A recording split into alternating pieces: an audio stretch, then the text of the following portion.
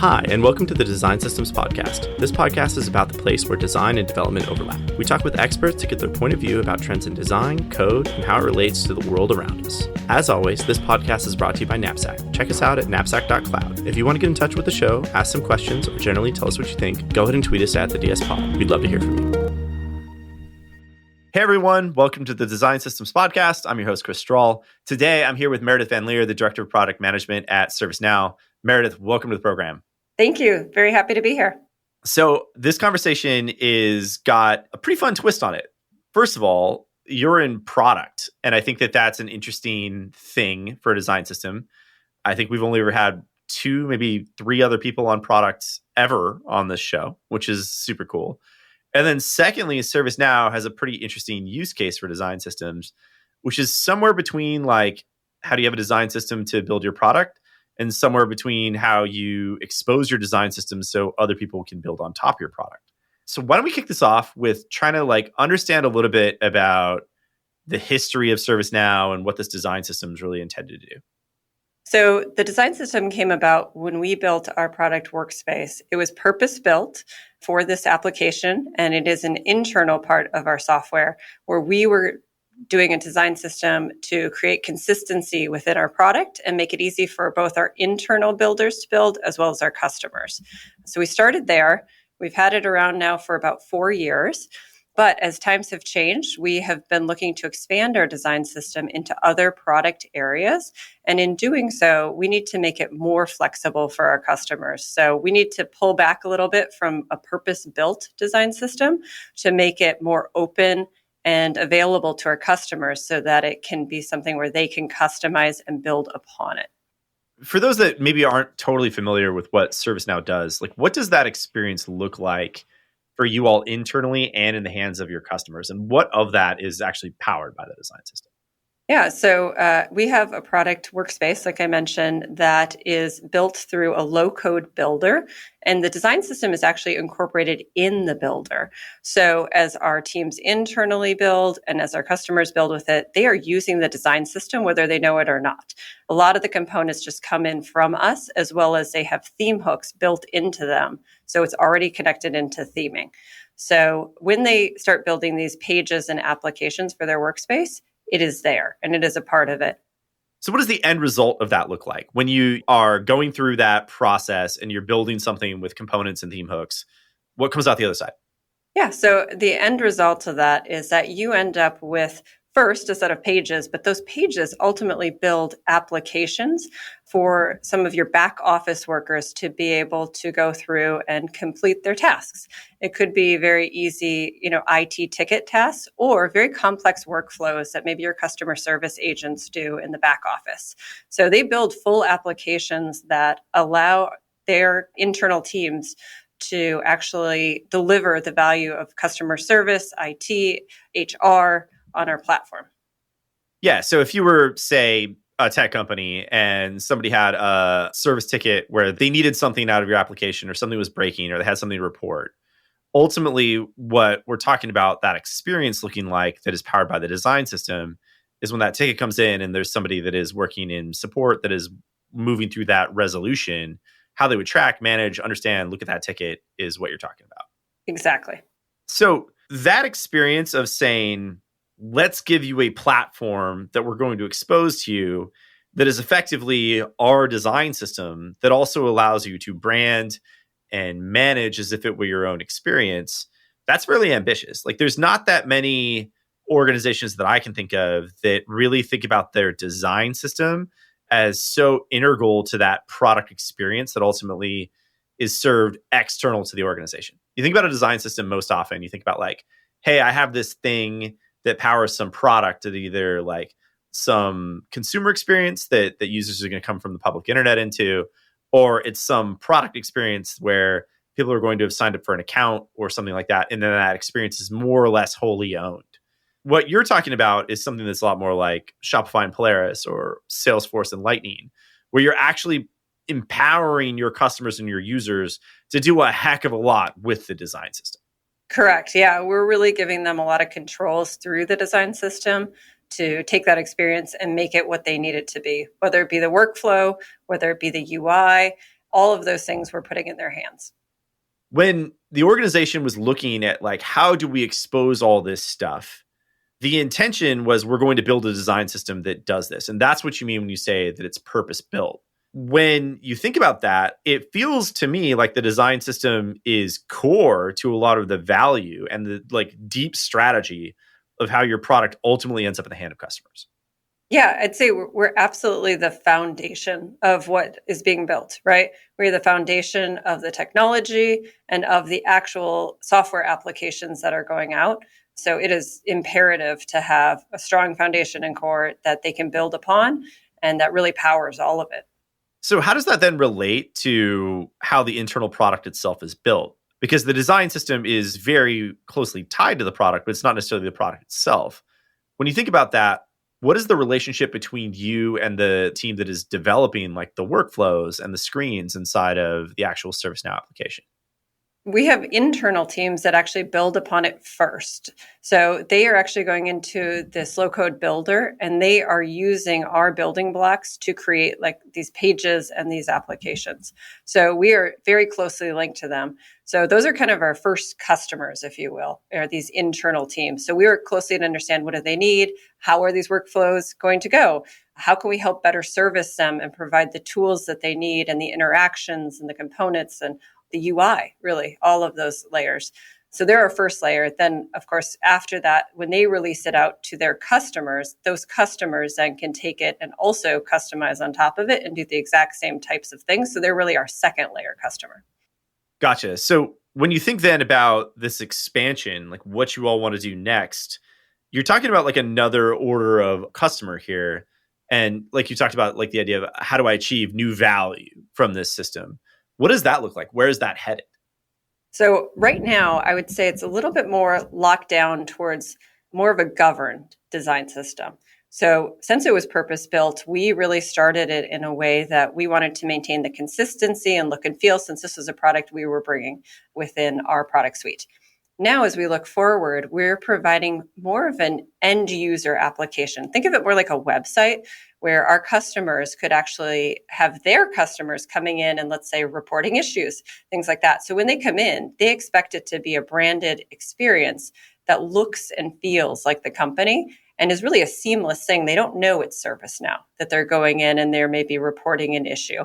So if we think about that, we really need to change from something that's a little bit more closed off in our approach to maintain consistency and instead move down that pendulum, right, to be more flexible and open and really allow them to take our design system, build upon it, really configure it, make sure it's really meeting all their needs, as well as the look and feel and branding is extremely important. It has to be pixel perfect and really match their brand.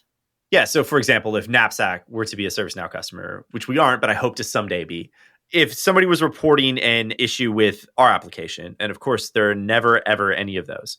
But if somebody were to stumble upon one somehow, you would ultimately have an experience that would be part of the ServiceNow product ecosystem, but we would be able to make look and feel fully integrated into the Knapsack experience. Correct. And so to them, they would have no idea ServiceNow is behind it and powering it. They would think it was just a Knapsack interface to report that issue. And the way that I would construct that interface is actually using your design system almost as a core feature set of the product value that you're delivering. Exactly.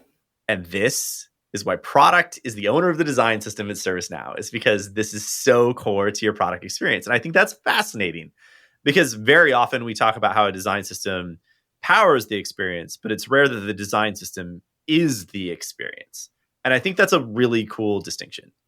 Yeah, and I think it is very unique too that in this case, this sits under product within our organization. And that gives us a lot of alignment across our other teams, right? This is a core part of the offering. And so we need to make sure that product is there to represent what we can do, where we need to go, and to be aligned across these other teams. So we're lockstep and hopefully even a step ahead because we're so foundational. We need to really know the direction and then be there so that when the other teams need this, we're ready. That's awesome. So when you think about ownership of the design system existing within product, was that a conscious choice or was that always kind of like where it originated? And what are some of the reasons behind that decision making? It sits very closely with our UX department as well, of course. It's a key part of, our visual language and how we build things, but it was started within the product organization, and it has always been considered as such here, which is, again, pretty unique. And I think a lot of the reasons for that was just that we needed to treat this as a product, plan ahead, have roadmaps, have vision, be thinking of where this can go and how this can really serve our customers, not just reacting and order taking with, some of the other teams and what they might need today or tomorrow, but instead have a vision and a long term and really know what we want to get to, just like any other product. We think that's really important to do. And then again, to align across the other product strategies so we really get the full value out of it.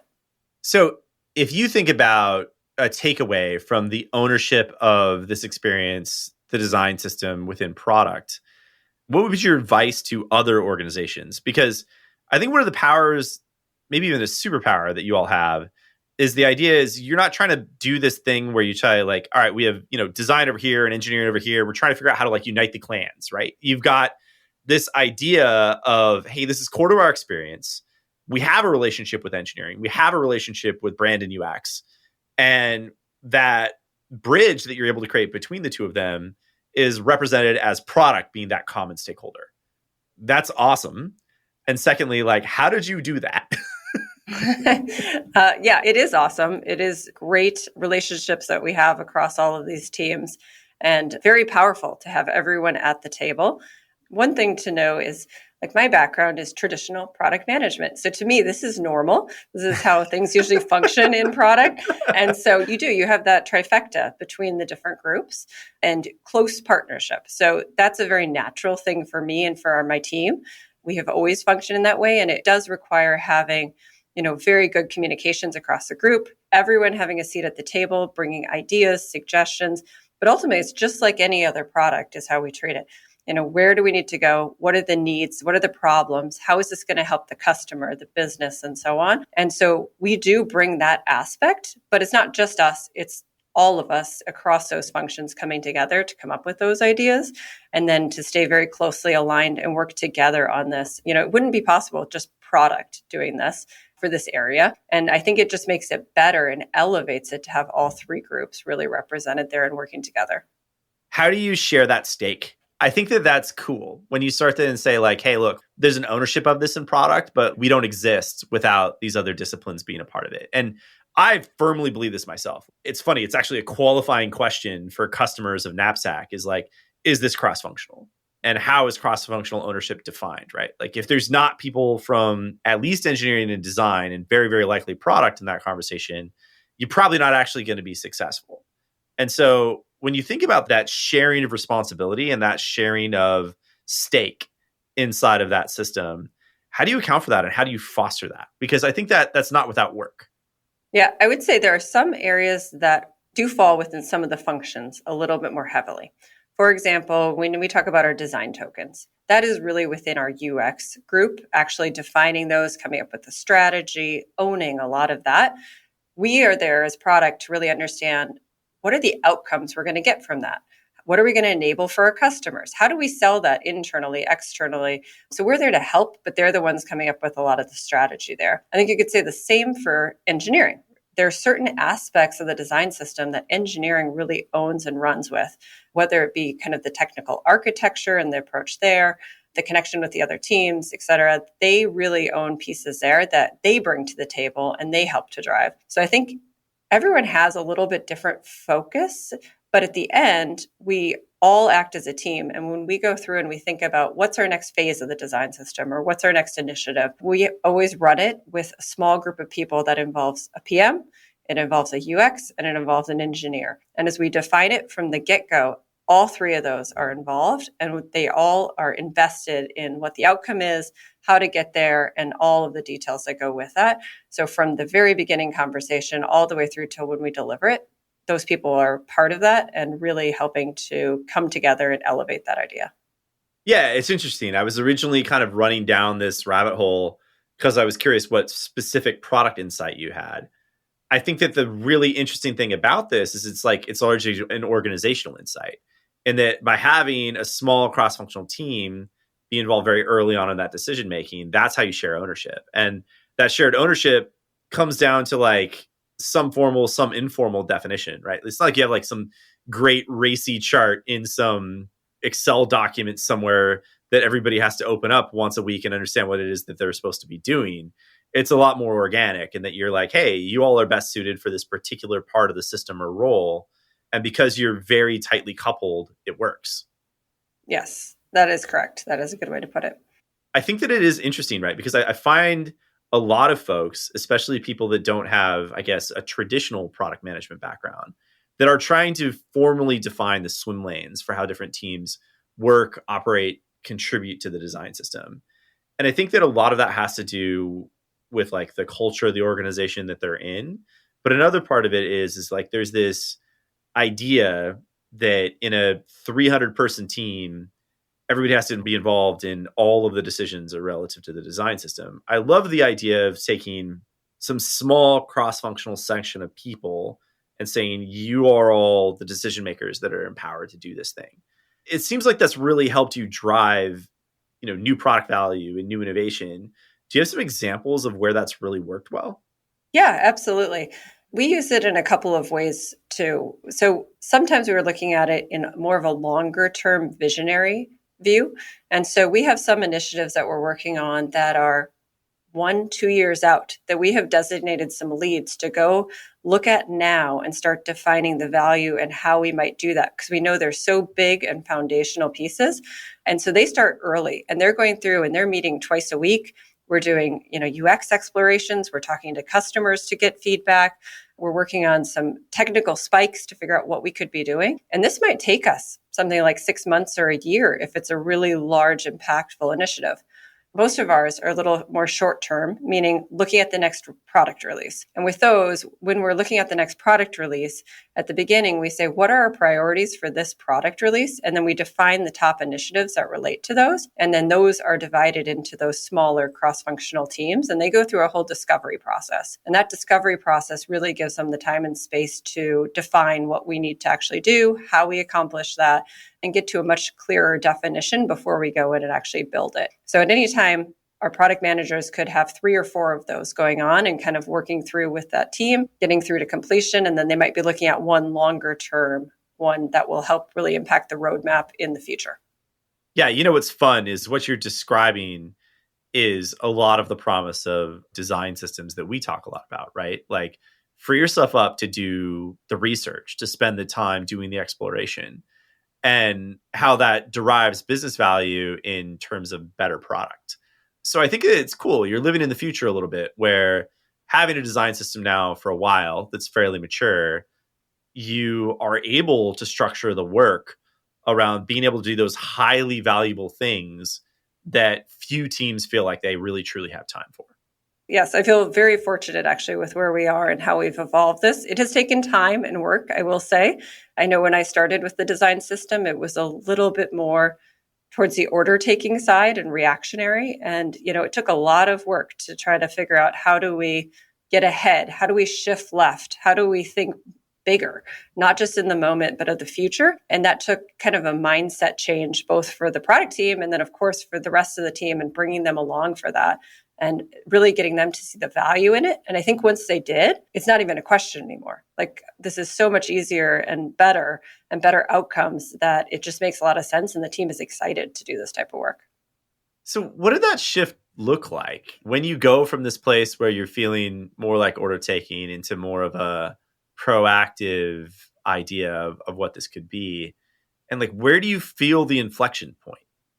For us, it was really looking ahead at where does the business need to go and be in the next 2-3 years, right? Starting to look up and say, what is our product going to look like? And what are we going to want to do to support that? And really understanding then from there, how can we break that down into the work that will be meaningful with that foundational piece of the design system? How do we make sure that we're going to be ready for that? And at what points in time will we need to do that? So a lot of that's just looking kind of at the vision and breaking down the work and understanding kind of what it'll take to get there, and looking up and being aligned across the other business areas and looking at where the customers will be and what our goals are as a company.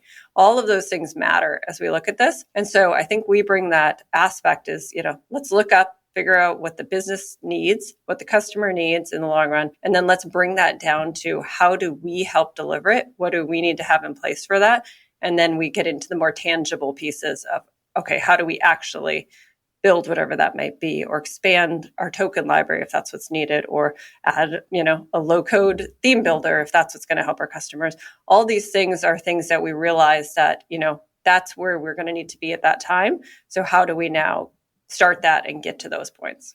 Yeah, this is amazing. I love this conversation because once upon a time, I was a product manager, product owner, and I never got as far in my career as you are, largely because I made a change. But like one of the things that was always difficult to encourage people to was do like the lookup thing. Like spend some time thinking about how you answer those big questions more systematically than deal with necessarily like the pain that's right in front of your face. And I think that there's so much of that that is an encapsulation of the value of design systems that, I mean, a lot of the company that I co-founded was based on like that lived experience that I wanted to be able to see other people live in a better world. And it's awesome to hear that it works. I think that gets me really excited to hear like, hey, here's somebody that has done this and is feeling that glide associated with when you're able to really systematically solve a lot of the challenges an organization faces. Yeah, I think another piece of that too is that the design system is included with all the other products in terms of same expectations. So if we're doing a review of the roadmaps a year out or strategy 3 years, the design system also has to have that. We are not just waiting to hear everyone else's ideas and then understand how to implement it. That's certainly a part of it, is working with them. But we have to be in lockstep, and we need to be actually, presenting these ideas, coming up with these big, impactful pieces. And again, it just comes down to having it being treated like a product versus, a piece that's maybe tucked under, design or UX. It's actually elevated to the same level as everything else. That's awesome. So when you think about what that roadmap and what that looks like, when you think about some of these initiatives that are 2 years out, that are explorations of value and everything like that, where do you see this headed, right? Where are those new explorations of value leading you, especially as it relates to the design system? Like, I think it's interesting to talk about ServiceNow as like the product company, but specific to the design system, where do you see like these huge value unlocks that you're working yourself towards?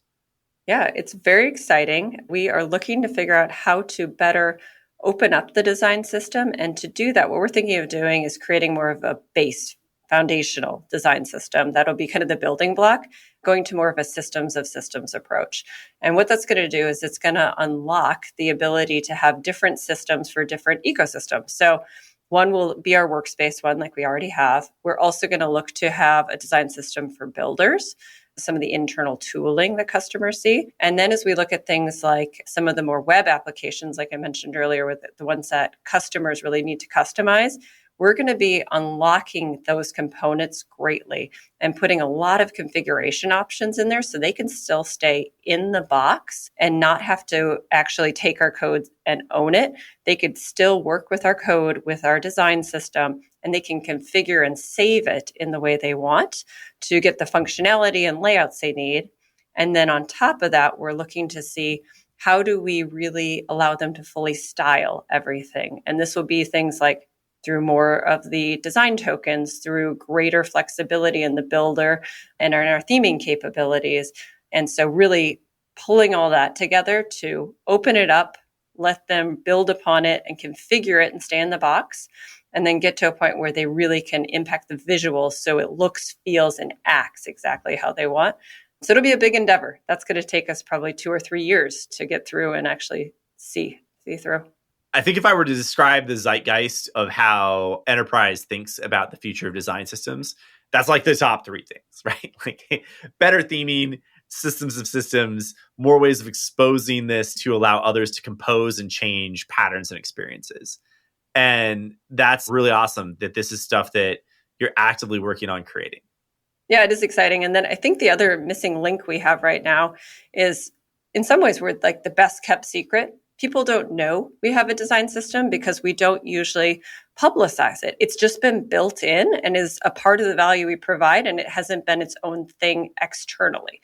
So now we're also looking at, how do we better provide the guidance, best practices to our end users so that they have the experience and the tools to help them to build the best UX, to have the best patterns, to really make these great applications. So we're going to be doing things like actually releasing a public design system website, just like most design systems have, to help provide that value and that guidance so that our customers will really be able to benefit from the knowledge that the design system brings.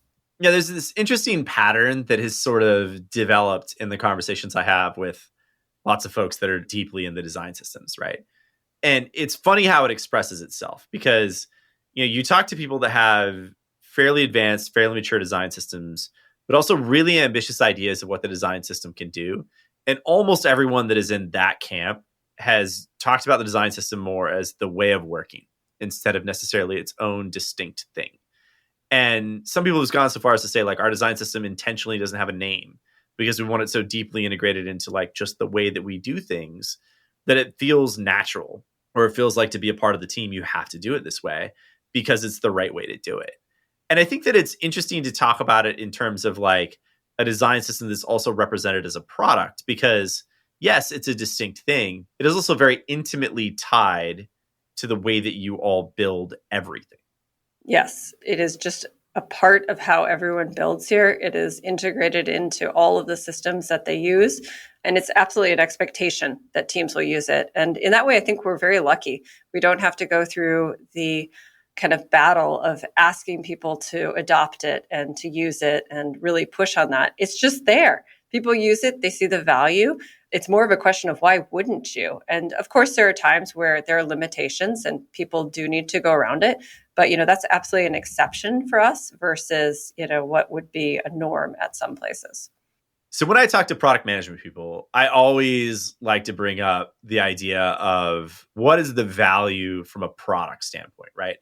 And for a very long time, our product metrics have been about how much surface area can we create inside of applications. And I would say that recent economics and industry trends have created a refocusing away from proliferation and surface area and more into like value creation and quality.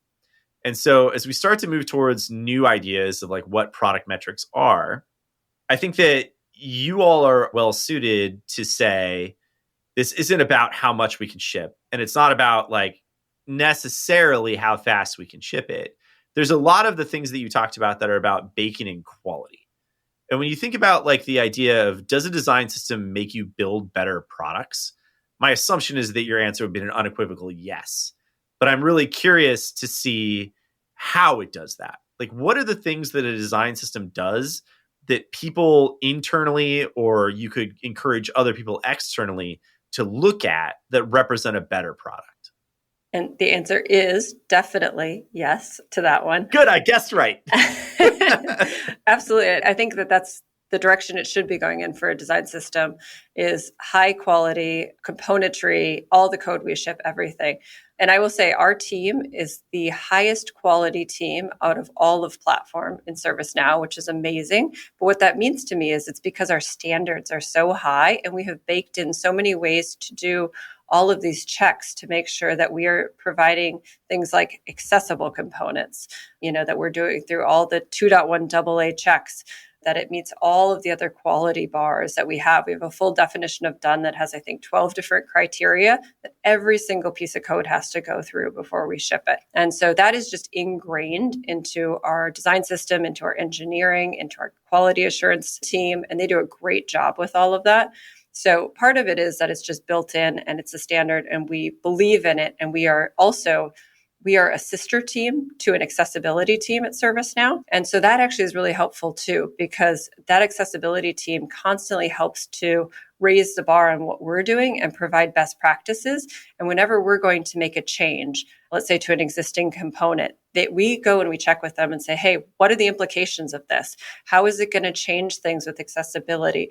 What about tabbing? How would that work? And you have to run down the whole list and just make sure that we're really thinking it through. So we do that early in the design phase, and we talk about those things before we even build them. Then when we build them and we QA them, we actually check that and verify that that's in. So that's absolutely built into our practices. Yeah. And when I think about quality, like accessibility is one of the first things that comes to mind. And the ability to say, like, we have a focus here because we believe it reflects on the quality of our product, and that is enabled by the design system. I've had the great fortune to be able to see a little bit under the hood of how you all operate, and being able to see the automation and the care that is put towards the craft, especially around accessibility. It speaks to the commitment to quality. Yes, absolutely. And I think our team also builds a lot of automation in a lot of ways, including things like a lot of our test coverage. We're very thorough in all of that and making sure we really have, again, the highest of standards, since if we have any issues, it goes throughout all the software and our customers' products, and we don't want that. So we try to be proactive. Another area too to know about is that we have a product that helps our customers to theme their products. When they go in there and they can make choices around things like colors, they have controls where they can change colors even within components and down to very granular levels.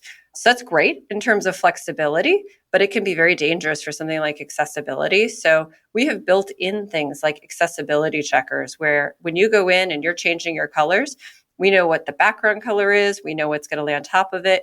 We can do the contrast checks for you, provide you alerts, and then if you want to change it, which we hope you do, we actually provide a list of accessible options for you. So we make it really easy that you don't have to guess. You don't have to wonder if you're meeting these things, what happened when you adjusted it. We want you to have that control, but then we also want your end experience to still meet the same high standards that we have. Yeah, this is one of the things I was talking about that like I got to get a little peek at, and it's really cool to see how much care and thoughtfulness goes into it. I would say it's a level of care and thoughtfulness that is on par with any other major enterprise product experience. And what's cool about that is that's the design system at work providing customer value.